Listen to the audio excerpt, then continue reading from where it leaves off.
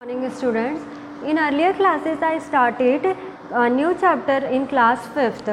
मैंने पिछली क्लास में क्लास 5th में नया चैप्टर स्टार्ट करा था जिसका नाम है सीड्स एंड सीड्स। उसमें हमने देखा था कि एक बॉय है गोपाल नाम का, उसने जो अपना सीड थे मतलब कि जो चने थे वो किस तरह से उसने सोक करे थे। देन ही वॉज कन्फ्यूज्ड कि ये जो चने हैं किस तरह से इतने डबल फॉर्म में हो गए, मतलब कि हमने डिस्कस करा था in previous classes. Now in today we will discuss one activity. आज हम एक एक्टिविटी डिस्कस करेंगे जो कि जर्मिनेशन ऑफ सीड या फिर प्लांट योर सीड्स। हमें क्या करना है, एक एक्टिविटी परफॉर्म करना है जिसमें कि हमें क्या करना है, हमारे बीज को बोना है या फिर किस तरह से सीड्स को जर्मिनेट करना है, मतलब कि किस तरह से हमें सीड्स को उगाना है। तो हम एक्टिविटी करते हैं, जैसे कि आप इस स्मार्ट बोर्ड पे देख सकते हैं कि there are different types of the seeds, मतलब कि अलग अलग तरह के सीड्स हमने क्या करे उगाए हैं। तो हमें एक्टिविटी में ये करना है कि टेक अ क्ले पॉट और a tin can with a white mouth, make a small hole in the bottom of the can.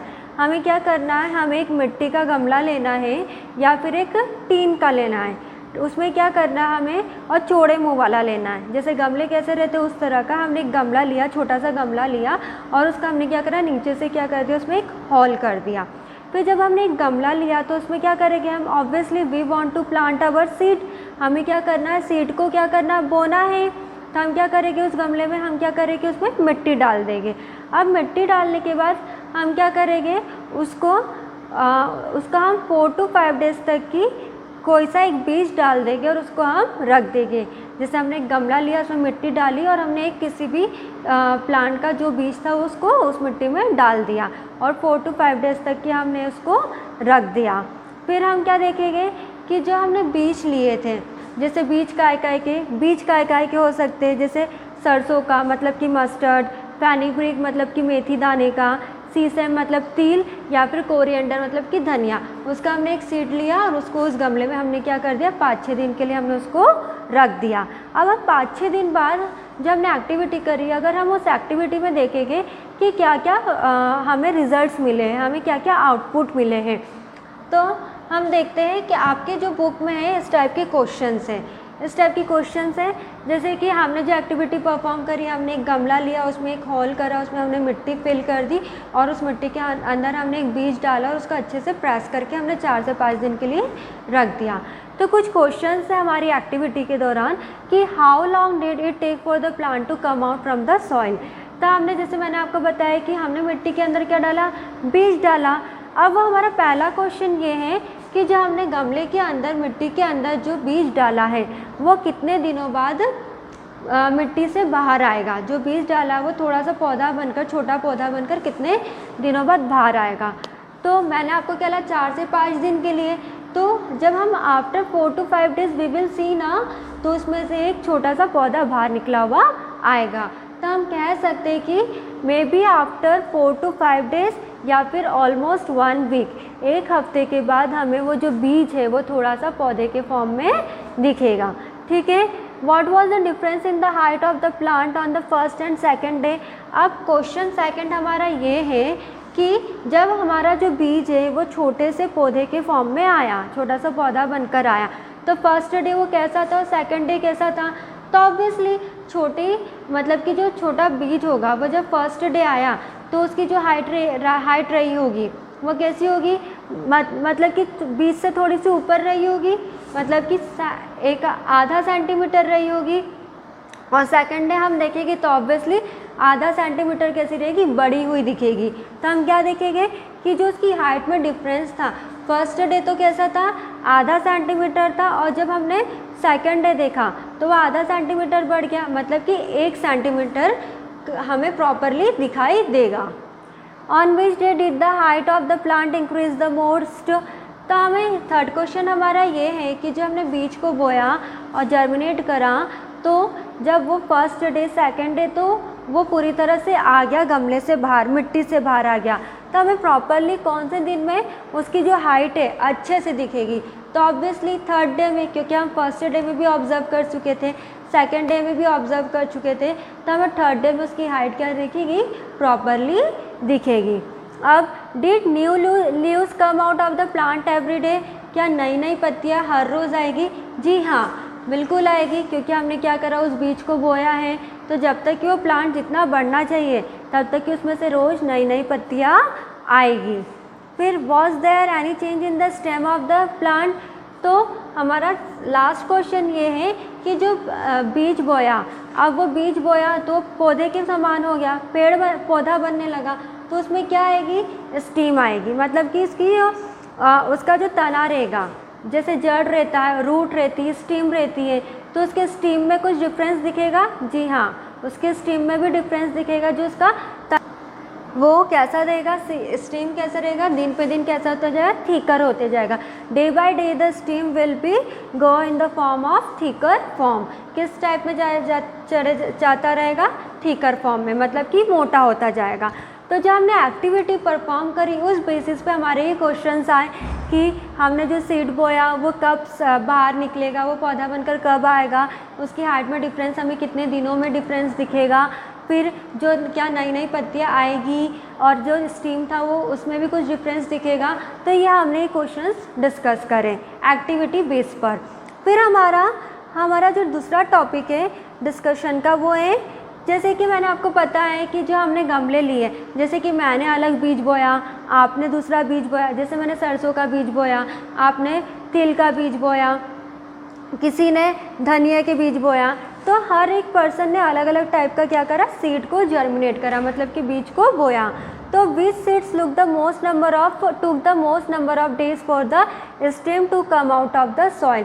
तो जब हमने एक्टिविटी परफॉर्म करी तो ऐसा तो नहीं कि सारे आपने सब एक जैसे सीड जर्मिनेट कर दी, नहीं, different students and different person germinated the different types of the seeds.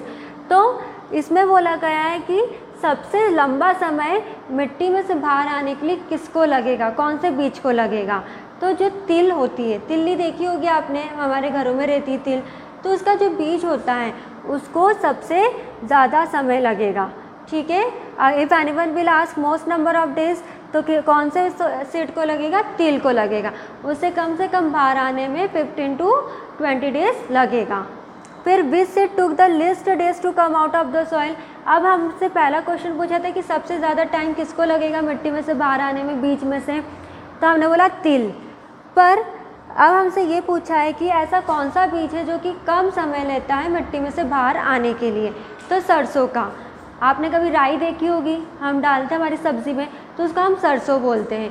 तो उसका जो बीज रहता है वो कम से कम समय में मिट्टी से बाहर आ जाता है। It will take only 4 to 5 days. Which seeds did not grow at all, why. अब हमारा थर्ड क्वेश्चन ये है कि ऐसे कौन से बीज हैं जो कि बिल्कुल भी उगेंगे नहीं, जो कि बिल्कुल भी मिट्टी में से बाहर नहीं आएंगे। तो अब कौन से ऐसे बीज जिनको कि प्रॉपर अमाउंट में पानी ना मिला हो, जिनको सही मात्रा में हवा ना मिली हो, तो उसके कारण जो बीज होंगे वो मिट्टी से बाहर नहीं आएंगे, वो ग्रो नहीं होंगे, मतलब वो उगेंगे नहीं।